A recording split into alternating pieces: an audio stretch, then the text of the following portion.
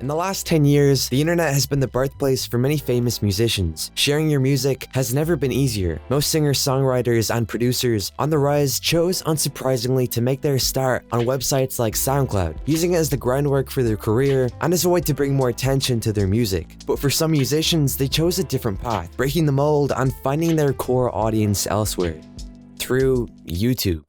So, who's Aries?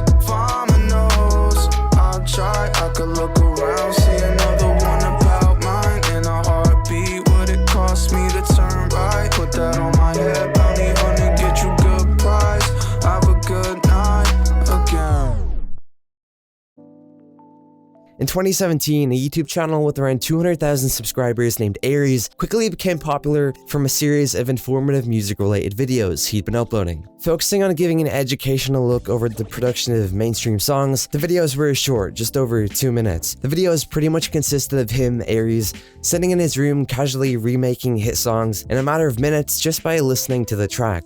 Some of these videos reaching millions of people. At a closer look, it's clear what he was doing proved he was more than just a part-time YouTuber.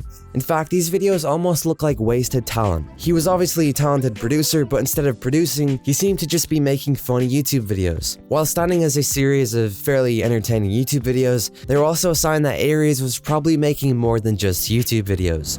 So yes, he was a music producer, but not just producing his own beats, but vocals too. With such a fascination for music, it was unsurprising to find this YouTuber making his own sounds on the side, before any of these videos were even uploaded. In 2016, at the age of 18, he uploaded a music video for a song called Mr. Fantastic. The song is okay, but it definitely shows that he's had experience with music for quite a while. The trouble was, compared to his How Blank Was Made a 2-minute series and any of the other lighthearted videos, no big audience really picked up on his original music. He was just that guy who made those videos. Aries had released a number of standalone singles throughout 2017, surrounded by his fun usual videos, but the following year was about to change everything for him. On the dawn of 2018, music slowly started to arise on what would be his debut album. As the year went on, his original music was coming more to the forefront of his channel, and it was improving, redefining his image and only further proving his ability to evolve his own music. After some months, the videos for hit songs like RACECAR and SAYONARA quickly became the face of his brand, almost overshadowing his previous viral videos, making them a thing of the past, and unsurprisingly, he was quickly solidifying himself as a serious musician. The visuals for these songs really stood out and appeared as professional music videos. The videos were raw and distorted while staying really vibrant and aesthetically pleasing. It's a bold carelessness yet attention to detail that made these music videos feel so fresh to watch for so many people. They were professional but different. There's definitely a clear love for nostalgia in both Aries' music and his videos. From his reminiscent lyrics, which we'll get into later, and the 90s aesthetic of the RACECAR and SAYONARA videos. It's a key aspect of his brand. Similar to the music itself, there's no specific style or genre recognizable. His music videos are fast-paced and ever-changing through editing, scenes, and different color compositions. The videos weren't thrown together within an hour, but they still maintain a unique style, ignoring the norms of any mainstream music video. I think one of the main reasons for this was because they were completely self-made. Aries directed and edited them himself, which is kind of impressive. After June of 2018 and the release of the SAYONARA video, original music seemed to become a main focus on Aries' YouTube channel. The feedback for songs like Carousel and SAYONARA was immensely positive, from both his YouTube-built audience and new supporters. His YouTube audience could see that he was starting to take music seriously, and they fully supported it. The possibility of him leaving behind his trademark YouTube content seemed likely at this time. Taking a step back and looking at the wider YouTube community, in recent years, stepping a toe in the world of music for many popular YouTubers has become a common trend, coming in many shapes and forms. Some have been more successful than others. Some take it more seriously than others. The baseline is that it's certainly easier to share your music if you already have an audience that most likely will support it. The other end of the spectrum is someone like Joji.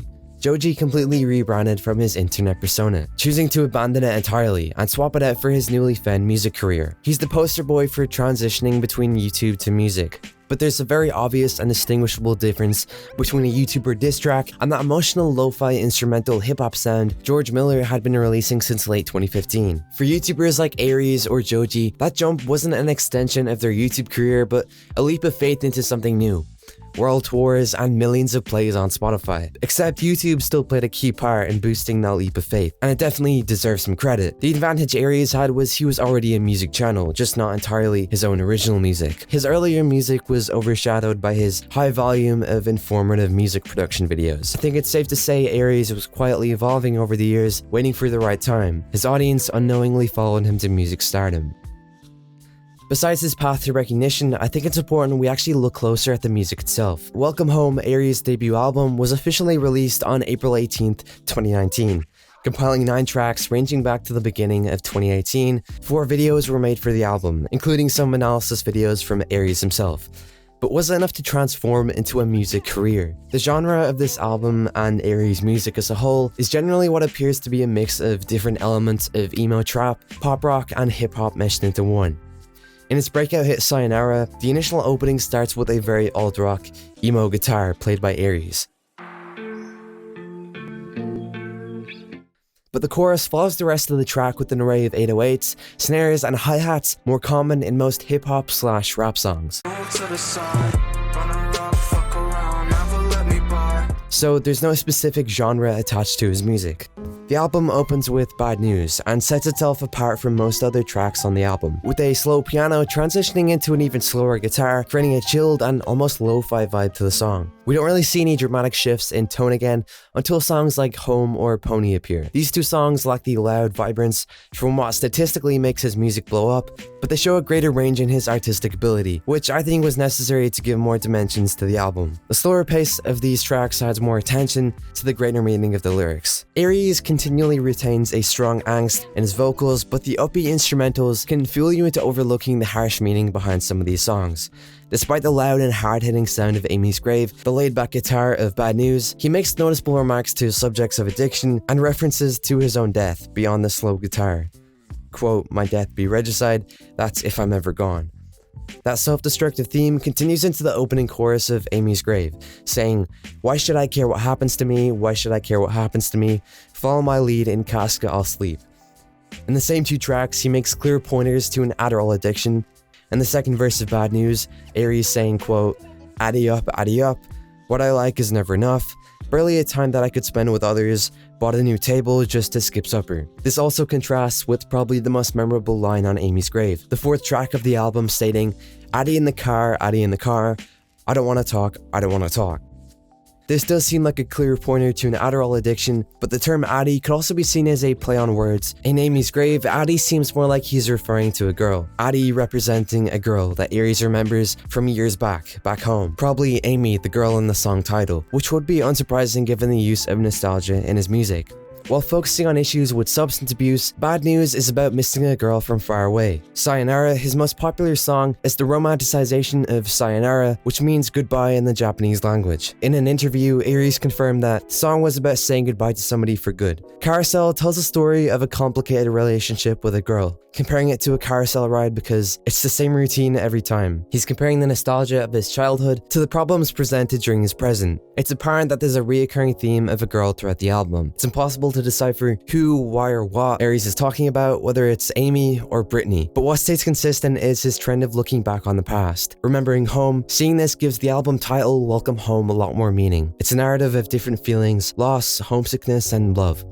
Although there are some more possible meanings that contrast throughout the album, one of them being the idea of staying inside. This is littered 4 times over the album throughout different lyrics. On Amy's Grave, a line arises saying, "Ain't shit changed, if it did I can't tell, make me stay no more." It ends next to Amy's Grave with the prayer hands and the shaky legs. Still panicking, "Won't you take me away, and I'll stay inside in case it rains." This same phrase appears on the bridge saying, "Stay inside, rather stay." This matter of staying inside is brought up again during Carousel and Santa Monica in the form of "Staying for the summer," appearing 5 times on Carousel, and quote, "Hopeless, take it all from the inside," appearing twice in Santa Monica, the second last track of the album. The album ends on the song Home, I guess in correlation to the album name, Welcome Home. There's no more nostalgia, we're exposed to the negative aspects of his childhood, accompanied by a slow piano. The longest track on the album ends with Aries tying it all together, no longer staying inside, and an emotional cry singing, "Leave me out, leave me outside, leave me out, leave me out, leave me outside." Whatever that means is up for your interpretation. The representation of inside and outside could mean a lot of things. Social anxiety, a representation of his thoughts. Welcome Home shows Aries as a very nostalgic person, and it's clear his music holds a lot of weight and meaning to it, beyond just being a YouTuber. In his songs, he's drawing on memories from home, but the beauty and romanticization of his past takes a backseat in the last track, yet he still misses it. Lyrical theory can be interesting to look over, though it doesn't really describe the impact of the album. But for some months after the initial release, he went on a nationwide tour to 8 different states across the US and Canada, packing out every venue, along with a separate tour across Europe a few months later to 5 different cities, cause why not? I think it's safe to say the album was a complete success. For Aries, the whole YouTube thing seems like history now. At least it can be if he wants. Fast forwarding to early summer 2020, as of recording, there actually hasn't been any new music from Aries, which is odd. Regardless, he's left us with some great music to chew on for now. It's been well over a year, so I think there has to be something soon. Maybe even before this video comes out, or maybe not. Whenever it is, I'm sure it'll meet expectations. I'm a fan of Aries' music, and writing this video has actually really intensified that Aries fan inside me, but that wasn't what attracted me to making this video in the first place. I think it's impressive how Aries didn't take the usual path to music fame. And I know I already mentioned this at the beginning of the video, but that's really the point of this video. And I guess to conclude it in some type of moral lesson, it's that you don't need to follow the same route as everybody else to reach the same goal. Maybe I'm overthinking it, but I think Aries went from a YouTuber to music icon.